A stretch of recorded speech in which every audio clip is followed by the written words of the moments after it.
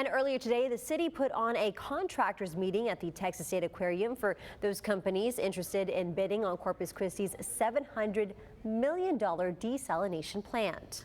That facility is set to be built along the inner harbor. Our Michael Gibson is here live after checking out that event and speaking with some of those desal experts. Michael, give us an idea of what you found tonight. Well, there were around 200 of those experts who showed up, some involved in the construction part of desal projects, while others were engineers or advisors. And many of those folks with decades of experience building these plants all over the world.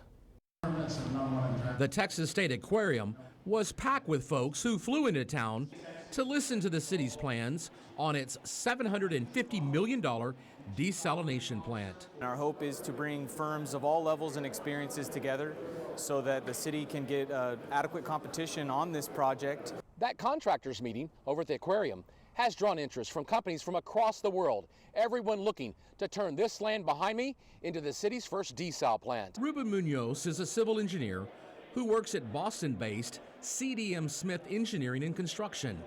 He has worked on desal projects all the way from Chile to Jordan.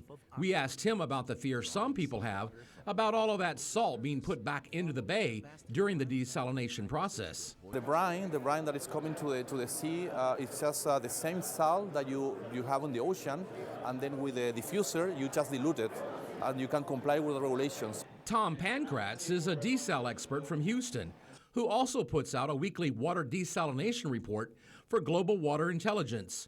He agrees with Munoz that as long as Corpus Christi follows industry standards, our plant won't be causing environmental problems. I've been in the industry for 40 years, and while they do have an impact, it's generally proven to be minimal impact.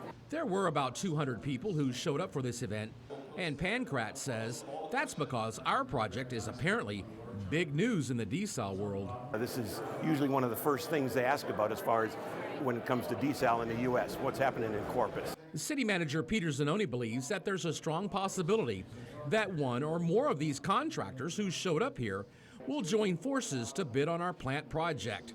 He expects that design-build firm will be selected 7 months from now. And again, the city manager also telling 3 News that the total cost of the project is still right around that $750 million mark. He also told me he was excited to see so many people showing up to this event, which ended up being standing room only. Yes. Leslie, Mike. Certainly a packed house out there at the Texas State Aquarium. Michael, thank you for that report.